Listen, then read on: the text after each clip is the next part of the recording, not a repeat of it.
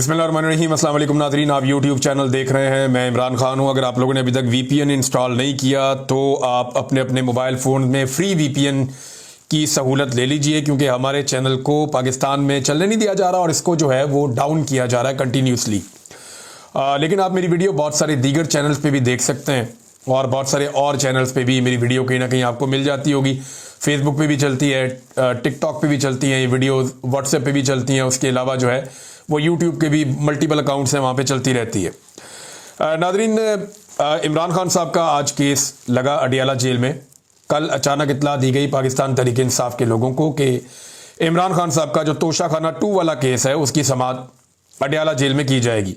तहरीक इंसाफ में इमरान खान साहब की फैमिली और उस सहाफ़ी और इमरान खान साहब के वकला, ये लोग पहुंचे केस की समाअत के लिए। और सिर्फ एक वकील हैं हुसैन साहब, उन्हें अंदर जाने दिया गया। अहमद नामी एक मुंशी साहब हैं सलमान सफदर साहब के, उनको अंदर जाने दिया गया। जबकि 4 सहाफ़ी जो हैं वो हुकूमती चॉइस के या इस्टेब्लिशमेंट की चॉइस के, उन्हें अंदर जाने दिया गया। और इमरान खान साहब के लोग कहते हैं कि बाहर आकर ये लोग ज़्यादा रिपोर्ट नहीं करते, लेकिन चीज़ें छुपती नहीं हैं, चीज़ें अल्टीमेटली बाहर आ जाती हैं। अब तक जो चीज़ें बाहर आई वो मैं आपके सामने रख देता हूँ। लेकिन मेन बात यह है कि जब भी कभी ट्रायल होता है तो एक फेयर ट्रायल के लिए ज़रूरी है कि मुलजिम के वकला वहाँ पे मौजूद हो, मुलजिम की फैमिली वहाँ पे मौजूद हो और मीडिया को उस ट्रायल तक रसाई हो ताकि उसे रिपोर्ट किया जा सके, और आज़ाद मीडिया को वहाँ पे रसाई होनी चाहिए। ये चीज़ें अडियाला जेल में नहीं होने दी जा रही। इमरान खान साहब ने अडियाला जेल से क्या कहा, ये ट्रायल की कार्रवाई क्या होनी है, वो आप सबको पता है कि इस निज़ाम ने इमरान खान को दीवार के साथ ही लगाना है। जजेस भी कंप्रोमाइज्ड हैं, पूरी की पूरी अदलिया कंप्रोमाइज्ड है। पाकिस्तान की तकरीबन तमाम इदारों पे इस वक्त पाकिस्तान की एस्टेब्लिशमेंट का कब्जा है और उन इदारों को वो इमरान खान के खिलाफ खुले हाथों इस्तेमाल कर रहे हैं। किसी किस्म की वो इस पहले तो ये होता था ना, चुप छुपा के काम डालते थे, वो नहीं, अब वो खुला के जो है वो कार्रवाई कर रहे हैं। इमरान खान साहब को फेयर ट्रायल नहीं मिल रहा। उनकी बहन ने कुछ बातें बताई हैं बाहर आकर, जो बातें उनकी बहन ने की वो मैं आपके सामने रख देता हूँ। पाकिस्तान तहरीक इंसाफ के साबिक वज़ीर आज़म और बानी चेयरमैन इमरान खान साहब ने कहा कि कासिम और सलमान मेरी औलाद हैं और बाप की रिहाई के लिए आवाज़ उठाना उनका हक है। अलीमा खान ने अडियाला जेल के बाहर जो बातें उन तक पहुंची इमरान खान साहब के हवाले से, वो उन्होंने मीडिया के साथ शेयर की और उन्होंने अलीमा खान ने एक बार फिर बयानात दोहराकर उन्हें इमरान खान से मंसूब करने का दावा किया और ये खबर इस तरह से छापी गई है। बहरहाल अडियाला के बाहर गुफ्तगू करते हुए अलीमा खान ने कहा कि आज तोशाखाना 2 केस की समाअत अडियाला जेल में थी। हमें गुज़िश्ता रात 12 बजे समाअत की इतला दी गई और आज सिर्फ 2 वकला को अंदर जाने की इजाज़त दी गई। वो मैंने आपको नाम पहले बताए हैं। उन्होंने कहा कि फैमिली, वकला और मीडिया को आज अंदर दाखिल नहीं होने दिया गया। हम 4.5 घंटे तक अडियाला जेल के दरवाजे पर इंतज़ार करते रहे। अलीमा खान के मुताबिक इमरान खान ने कहा कि उन्हें 22 घंटे तक सेल में रखा जा रहा है। उनका अखबार, किताबें और टीवी तक बंद कर दिया गया है। जबकि उन्होंने वकील को बताया कि उन्हें आज एक किताब फराहम की गई है बड़े लंबे अरसे के बाद। अलीमा खान के मुताबिक इमरान खान ने अपने वकील को बताया कि बाहर जाकर सबको बताएं कि उनके साथ गैर इंसानी सलूक किया जा रहा है। मुल्क में कानून या मार्शल लॉ नहीं बल्कि आसिम लॉ, ये इमरान खान साहब ने लफ्ज़ बोला था, लेकिन टीवी चैनल ने इसको खा लिया है। जिन्होंने खबर लगाई उन्होंने ये लफ्ज़ खा लिया है, क्योंकि आसिम मुनीर का नाम पाकिस्तान की मीडिया पर नहीं लिया जा सकता। तो उन्होंने लिखा इस वक्त पाकिस्तान में मार्शल लॉ नहीं है, इस वक्त पाकिस्तान में आसिम लॉ है। यानी आसिम मुनीर साहब जो चाहते हैं वही इस वक्त इस मुल्क में हो रहा है। इसमें कानून और आइन जो है वो नहीं है। फिर एक शख्स की हिमा पे सब कुछ हो रहा है। बहन के मुताबिक इमरान खान ने कहा कि पाकिस्तान में डाकू डफर अलाइंस बन चुका है। अदलिया की आज़ादी ख़त्म कर दी गई है। अदालती अहकामात की खुली खिलाफ वर्जी हो रही है और पाकिस्तान में इंसाफ का निज़ाम दफन हो चुका है। अलीमा खान ने मुतालबा किया कि हमें बताया जाए कि इमरान खान के साथ किस बात पर गैर इंसानी सलूक किया जा रहा है। और अलीमा खान के मुताबिक इमरान खान ने अली अमीन गंडापुर, बैरिस्टर गौर खान और सलमान अकरम राजा को हदायत की है कि भरपूर तहरीक चलाएं। वैसे तहरीक चलाने का काम तो अब आलिया हमज़ा और जुनैद अकबर साहब को करना है। एक्चुअली दोनों सूबों के जो मुंतज़मीन हैं, जो दोनों सूबों को संभालते हैं, सारी तहरीक की जिम्मेदारियाँ तो इनके कंधों पर हैं। अली अमीन गंडापुर तो सूबाई हुकूमत चला रहे हैं, लेकिन गंडापुर साहब ने आज बड़ी बिजलियाँ गिराई ISI पे और पाकिस्तान की मिलिट्री एस्टेब्लिशमेंट पे, उनकी एजेंसियों के ऊपर। लेकिन कुछ चीज़ें इसमें और हैं, वो मैं पहले आपके साथ शेयर कर दूँ, फिर आगे बढ़ते हैं बाकी खबरों की तरफ। हाँ जी, इसमें इमरान खान साहब ने कहा कि मैं बाहर निकल कर सुपरिटेंडेंट अडयाला जेल को कभी माफ नहीं करूंगा, ना कभी भूलूंगा। अवाम भी नहीं भूलेगी। जो इसने मेरे साथ किया है वो भुगतेगा, अल्लाह भी उसे सजा देगा। इमरान खान की जेल में अपनी बहनों से गुफ्तगू। वैसे ये गफूर अंजुम नामी जो सुपरिटेंडेंट ऑफ जेल है, इसको लगता है कि फौज इसको बचाएगी या मौजूदा मिलिट्री एस्टेब्लिशमेंट इसके पीछे खड़ी हो जाएगी। ऐसा नहीं होगा। ये निशाने इबरत बनेगा जो मुझे दिखाई दे रहा है। इसने कौम के सबसे बड़े लीडर के साथ ज्यादती की है, ये जिंदगी में भी निशाने इबरत बनेगा। और इमरान खान साहब ने कहा कि इसको आगे जाकर बड़ी जवाब देना पड़ेगा। बहरहाल काफ़ी गुस्से में थे इमरान खान साहब सुपरिटेंडेंट ऑफ जेल को लेकर, क्योंकि जब से ये बंदा आया इसने इमरान खान साहब का जीना हराम कर दिया है। तो ये कहने को एक सुपरिटेंडेंट, लेकिन मिलिट्री एस्टेब्लिशमेंट के कहने पे इसने इमरान खान साहब को लगातार इसने बंद रखा छोटे से सेल के अंदर। वहाँ सेल की बिजली बंद कर दी, उनके हुकूक छीन लिए, उनसे किताबें छीन ली, टीवी अखबार सब छीन लिया। इमरान खान साहब को इरिटेट करता रहा। अभी गंदा पानी वजू के लिए फराहम किया जा रहा है। तो ये सारी हरकतें यही वाला सुपरिटेंडेंट ऑफ जेल है, इसके ज़रिए से मिलिट्री एस्टेब्लिशमेंट करवा रही है, और ये बराह रास्त जिम्मेदार है इन सारे कामों के लिए। तो फिर इमरान खान ने कहा कि बार बार दरख्वास्त के बावजूद मेरी अपने बच्चों से बात नहीं करवाई जा रही, मेरी सियासी मुलाकातों पर भी पाबंदी है, सिर्फ अपनी मर्जी के बंदों से मुझे मिलवा देते हैं और दीगर से मुलाकातें मेरी बंद हैं। साफ इमरान साहब कह रहे हैं, इमरान खान साहब, कि अपनी मर्जी के बंदों से मुझे मिलवाते हैं, बाकी लोगों से मुझे मिलने भी नहीं दिया जाता। ये इमरान खान साहब के साथ ज्यादती हो रही है। बहरहाल इमरान खान साहब के बेटे कहां पहुंचे ये मैं आपको बता देता हूं। अच्छा, एक और बात भी, इमरान खान साहब ने अपने बेटों से कहा कि सलमान और कासिम बाहर इंटरनेशनल कोर्ट्स के अंदर जाएं, आलमी अदालतों के अंदर जाएं। जो कुछ इमरान खान साहब के साथ पाकिस्तान में हो रहा है इस पे वहां पे वो आवाज उठाएं और वहां पे मुकदमा करें। तो क्या ये हो सकता है कि एक आदमी जो पाकिस्तान में, देखे वो साबिक वज़ीर आज़म भी है ना, सादा बात तो है नहीं, और अगर उसके साथ इस किस्म का सलूक हो रहा है तो क्या उनके बेटे आलमी सतह पर आवाज उठा सकते हैं? तो कुछ ऐसे केसेस हैं, कुछ ऐसी चीज़ें हैं कि आप बाहर मुल्क में रहते हुए भी पाकिस्तान में मुकदमात कर सकते हैं। जैसा कि मुझे पाकिस्तान, और मैं ये बात जो आप कह रहा हूँ जिम्मेदारी से कह रहा हूँ, मुझे पाकिस्तान तहरीक इंसाफ के कुछ लोगों ने रब्ता किया, जी हम ये चाह रहे हैं आलमी इंसानी हकूक़ की तंजीमों के साथ मिलकर कि हम कुछ हेयरिंग करवाएं, कुछ ऐसी चीज़ें करवाएं कि इमरान साहब आप आके वहाँ गवाही दें कि आपके साथ क्या हुआ। मैंने कहा जी मैं रोज़ाना अपने वीलॉग में बताता हूँ कि मेरे साथ जो भी किया ISI ने किया और आसिम मुनीर साहब के कहने पर किया। तो जब एक बात मैं अपने वीलॉग में कहता हूँ, मुझे किसी अदालत में आकर या किसी फोरम पे आकर कहने में क्या प्रॉब्लम है, मैं आकर कह दूंगा। मैंने PTI वालों को साफ कहा कि जनाब आप प्रोग्राम रखवाएं, और कोई ऐसा कोई पॉलिटिकल प्रोग्राम में तो मैं नहीं आऊँगा सियासी जमात के, हाँ, लेकिन इंसानी हकूक़ का कोई प्रोग्राम रखवाएं। कोई अगर हेयरिंग है किसी सेनेट के अंदर या किसी कमेटी के अंदर, या कोई ऐसा इदारा है जहाँ पर कोई हेयरिंग हो रही है, तो मैं ज़रूर आऊँगा। इन्होंने रखा और फिर बाद में कैंसिल कर दिया। बरतानिया में ये हुआ। मैंने कहा ठीक है, मर्जी है आपकी। इसके बाद मुझे रब्ता किया गया डॉक्टरों की तंजीम से और कुछ पाकिस्तान तहरीक इंसाफ के लोगों से।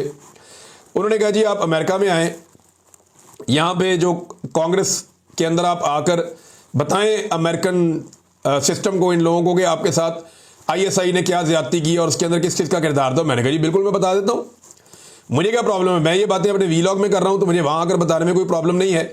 आप मुझे इन्विटेशन भेजें, मैं आ जाता हूँ। उन्होंने कहा जी बिल्कुल ठीक है, आपको एक दिन में इन्विटेशन आ जाएगा। मैंने तो 4-5 दिन बाद पूछा तो उन्होंने कहा जी 1-2 दिन में आ जाएगा। मैंने फिर दोबारा एक दफ़ा पूछा, मैंने कहा ठीक है, शायद ये भूल गए होंगे। मैंने कहा बताएं कोई आप लोग चाह रहे हैं कि मैं आके वो कोई एविडेंस दूँ, कोई गवाही दूँ? तो उन्होंने कहा जी बिल्कुल हम चाह रहे हैं। लेकिन उसके बाद फिर मुझे पता चला कि मेरा नाम बाकायदा लिखा गया और वो नाम काट दिया गया, और वहाँ पे फिर सिर्फ जुल्फी बुखारी साहब गए और उन्होंने जाके वो एक स्टेटमेंट जो उन्होंने देना था दे दिया, और उस स्टेटमेंट में भी उन्होंने मेरा नाम नहीं लिया। जबरी गुमशुदगियों के मामले में सबसे ज़्यादा देर तक मुझे जबरी तौर पे लापता रखा गया, लेकिन जुल्फी बुखारी साहब ने वहाँ पे जो स्टेटमेंट दिया अमेरिका की सेनेट के अंदर, वो कहते हैं बाद में जुल्फी बुखारी साहब ने मेरे से माजरत की। उन्होंने कहा जी मैं भूल गया आपका नाम लेना, लेकिन जो तहरीरी तौर पर हमने दिया उसके अंदर आपका नाम लिखा हुआ है, ये उन्होंने मुझे कहा। लेकिन वहाँ मेरा नाम नहीं लिया उन्होंने, और मुझे वहाँ पे जाकर बात करने की भी इजाज़त नहीं दी गई। इजाज़त क्या देनी थी, मुझे इन्विटेशन भेज देते, मैं वहाँ पे वीज़ा लेके चला जाता और जाकर वहाँ सेनेट के अंदर खड़ा होकर मैं बता देता जो मेरे साथ हुआ है। देखिए अमेरिका ये लोग क्यों जाते हैं, वहाँ जाके बात क्यों कर रहे हैं? ह्यूमन राइट्स की जो सारी बड़ी बड़ी ऑर्गेनाइजेशन हैं वो यूरोप में या अमेरिका में है, वहीं पर जाके इन्होंने बात करनी है। दूसरा, पाकिस्तान की मिलिट्री एस्टेब्लिशमेंट जो है वो कंट्रोल होती है अमेरिका से। पाकिस्तान की जो फौज है, मिलिट्री एस्टेब्लिशमेंट या फौजी क़यादत है, इसको अमेरिका कंट्रोल करता है, और पाकिस्तान की जो हुकूमत है उसको पाकिस्तान की फौज कंट्रोल करती है। सादी बात है। अगर तो पाकिस्तान की हुकूमत के कंट्रोल में पाकिस्तान की फौज होती तो हुकूमत से बात कर लेते कि यार इनको मना करो, ये क्या हो रहा है। लेकिन क्योंकि पाकिस्तान की हुकूमत पाकिस्तान की मिलिट्री एस्टेब्लिशमेंट के कंट्रोल में है और पाकिस्तान की मिलिट्री एस्टेब्लिशमेंट अमेरिका के कंट्रोल में है, लिहाजा सारे जाकर अमेरिका में बताते हैं कि जनाब ये जुल्म और ये ज्यादती हमारे साथ हो रही है, तो ये जुल्म और ज्यादती हमारे साथ बंद करवाई जाए। बहरहाल इमरान खान साहब के बेटे वहाँ पे तेज़ तरीन मुलाकातें कर रहे हैं और ये जबरान इलियास साहब जो पाकिस्तान तहरीक इंसाफ के हैं, उन्होंने एक डाटा शेयर किया है और 8 लोगों के कम से कम नाम लिखे हैं जिन लोगों ने इमरान खान के बेटों से, कासिम से और सलमान से मुलाकात की है। और ये तेज़ मुलाकातें हैं, यानी वो काफ़ी तेज़ी से एक्टिविटी कर रहे हैं, सबको बता रहे हैं कि उनके वालिद के साथ पाकिस्तान में क्या हो रहा है। तो एक राय तो वो हमवार कर रहे हैं। हुकूमत इससे थोड़ी उलझन में भी है, यानी हुकूमत को इस बात का आइडिया है कि इनका अगर दाव लग गया और ये डोनाल्ड ट्रंप से मिल गए या उनकी फैमिली से इनकी मुलाकात हुई तो चीज़ें हुकूमत के लिए उतनी आसान नहीं रहेंगी, क्योंकि कुछ वादे पाकिस्तान की हुकूमत ने अमेरिका से कर रखे हैं और वो वादे पूरे करना इतना आसान नहीं है। अमेरिका में जाकर कहना तो बड़ा आसान होता है कि हम ये भी कर देंगे, वो भी कर देंगे, वो भी कर देंगे, मादनियत भी मिल जाएगी, इसराइल वाला मामला, फलाने ढमकाने जो भी है। तो अमेरिका में जाके बात करना आसान होता है, लेकिन जब आप पाकिस्तान वापस पहुंचते हैं तो आपको आटे दाल का भाव पता चलता है, आपको आइडिया हो जाता है कि ये आसान काम नहीं है, ये मुश्किल काम है, इतने आराम से ये होगा नहीं। तो लेकिन हुकूमत की बात हमेशा याद रखिएगा, ऑफर करने के लिए बहुत कुछ होता है, अपोजिशन के पास ऑफर करने के लिए कुछ नहीं होता, सवाए इसके कि वो मदद मांग रहे होते हैं कि जी इंसानी हकूक़ की बुनियादों के ऊपर हमारी मदद की जाए, हमारे साथ जुल्म और ज़्यादती बंद करवाई जाए, पाकिस्तान में जमहूरियत होनी चाहिए, आज़ादी सारे राय होना चाहिए। तो वो जो एक इंटरनेशनली कुछ नॉर्म्स हैं उनको लेकर लोग दरख्वास्त वगैरह कर देते हैं। तो इमरान खान साहब के बेटों की मुलाकात के लिए दरख्वास्त की गई है कि डोनाल्ड ट्रंप से करवाई जाए या उनकी करीबी लोगों से उनकी मुलाकात हो जाए। बहरहाल डोनाल्ड ट्रंप की पार्टी के लोगों से तो वो लगातार मिल रहे हैं। अब देखना यह है कि उनकी ऑलरेडी वो बहुत लेट है, ये काम उन्हें पहले करना चाहिए था, लेकिन पहले वो नहीं कर रहे थे। अभी जब उन्होंने देखा बिल्कुल ही अंधेरा हो गया और इमरान खान साहब को इंसाफ मिलने की उम्मीदें बिल्कुल ख़त्म हो गई हैं, तो फिर जाकर उन्होंने राब्ते शुरू किए हैं। अब मामला ये है कि एक तो तरीका ये है कि इंटरनेशनल एस्टेब्लिशमेंट जो है वो पाकिस्तानी एस्टेब्लिशमेंट पे दबाव डाले, जिनके इशारों पर पाकिस्तानी एस्टेब्लिशमेंट चलती है, और ये फिर 2 नंबरी बंद कर दें, ज़्यादती बंद कर दें और पाकिस्तान की अदालतों को कंट्रोल करना छोड़ दें, तो इमरान खान साहब के केसेस ख़त्म हो गए, वो बाहर आ सकते हैं।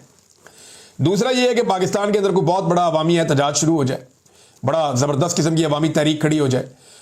इमरान खान साहब ने जब गुज़िश्ता रोज़ एक ट्वीट उनका आया और उन्होंने ये कहा कि उन्हें एहतजाज का मोमेंटम बनता हुआ नज़र नहीं आ रहा, तो उसके बाद मैंने देखा कि काफ़ी लोग जोर लगा रहे हैं, अब रैलियाँ वैलियाँ निकली हैं, लोग कोशिश कर रहे हैं। लेकिन सीरियसली मैं आपको बताऊं कि हर सतह पे लोग कोशिश कर रहे हैं, लेकिन अवाम के अंदर वो वाला जोश अभी तक नज़र नहीं आ रहा जो जोश गुज़िश्ता साल अक्टूबर, सितंबर और नवंबर में नज़र आ रहा था। उस वक्त अवाम बहुत ज़्यादा चार्ज हो चुकी थी। अभी वो वाली बात नज़र नहीं, हो सकता है उससे ज़्यादा चार्ज हो जाए, हो सकता है लोग उससे बड़ी तादाद में निकल आएँ, हो सकता है लोग चीज़ें अपने हाथ में ले लें और एस्टेब्लिशमेंट को दीवार के साथ लगा दें।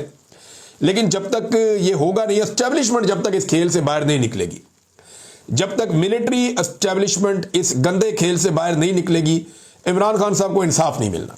ये सादी बात है, क्योंकि वो ये समझते हैं कि इमरान खान उनके लिए इस वक्त सबसे बड़ी मुसीबत है। नाज़रीन, एक और चीज़ मैं आपके साथ शेयर करता हूँ। ये अली अमीन गंडापुर साहब हैं और उन्होंने बड़ी ही इंपॉर्टेंट बात की है। पहले आप ये देखें कि गंडापुर साहब ने कहा क्या, पहले आप सुने और फिर मैं आपको बताता हूँ कि इसके पीछे कहानी क्या है और ये कितना संजीदा मामला है। ये आप अली अमीन गंडापुर साहब को सुने कि खैबर पख्तूनख्वा में अमन व अमान के हवाले से गंडापुर साहब ने एक APC बुलाई थी, जिसका अपोजिशन की सारी पार्टियों ने बाइकआउट कर दिया। हालांकि यही पार्टियां अभी गंडापुर के साथ जफ्फियां डाल रहे थे थोड़े दिन पहले सेनेट के इंतखाबात में इक़्तिदार के लिए, लेकिन अभी वो गंडापुर साहब से या उनकी APC से मिलना नहीं चाह रहे। गंडापुर साहब ने इसमें क्या कहा, ये चंद बातें आपको सुनाता हूं, फिर उसके बाद आपको बताता हूं कि एक्चुअली हो क्या रहा है। मैंने पहले कमेटी में बात की थी और वो पूरा पाकिस्तान जान गया था कि मेरे पे रिजर्वेशन है, और मैंने बाकायदा तौर पे इसके ऊपर बात की। मुझे किसी का खौफ नहीं है, मैं किसी के खौफ के बगैर ये बात पहले दिन से कर चुका हूँ और मैं दोबारा रिपीट कर रहा हूँ कि उसके बाद हमने ऑपरेशन किए, हमने उनको इलाकों से खाली करवाया। आपने वो वीडियो देखी, वो वीडियो देखने के बाद दोबारा उन लोगों को लाया गया, दोबारा उन लोगों को जब पकड़ा गया तो हमारी ISI और हमारी MI ने उन लोगों को ऑन किया कि ये लोग हमारे लोग हैं, मेहरबानी करें, हम इनको इस्तेमाल करते हैं किसी भी काम के लिए, और उन्होंने पुलिस से उनको छुड़वाया। अब दोबारा वो लोग फिर ज्यादा हो चुके हैं, तो मेहरबानी करें अपने वर्दी वाले बंदे से अपनी जंग लड़ें। गुट तालिबानों के जरिए जो आप उनको ऑन करके जो जंग लड़ने की कोशिश आप कर रहे हैं, उससे आपके दरमियान और अवाम के दरमियान एतमाद खत्म हो रहा है, आपके दरमियान और मेरी पुलिस के दरमियान एतमाद खत्म हो रहा है। आपके दरमियान और मेरी हुकूमत, मेरी एडमिनिस्ट्रेशन के दरमियान एतमाद खत्म हो रहा है। Good Taliban are not accepted. अगर आपको उनकी जरूरत है तो उनको फौज में भर्ती कर लो, फौज की वर्दी पहना के कश्मीर में लड़ाते हो, किसी और मार्ग में लड़ा लो। जी नाज़रीन, आपने अली अमीन गंडापुर की बात सुनी। गंडापुर साहब ये कह रहे हैं कि हमने ऑपरेशन किए, हमने इलाके खाली करवाए, हमने कुछ दहशतगर्दों को पकड़ा, जिन्हें गुट तालिबान कहते हैं, ये भी दहशतगर्दी हैं।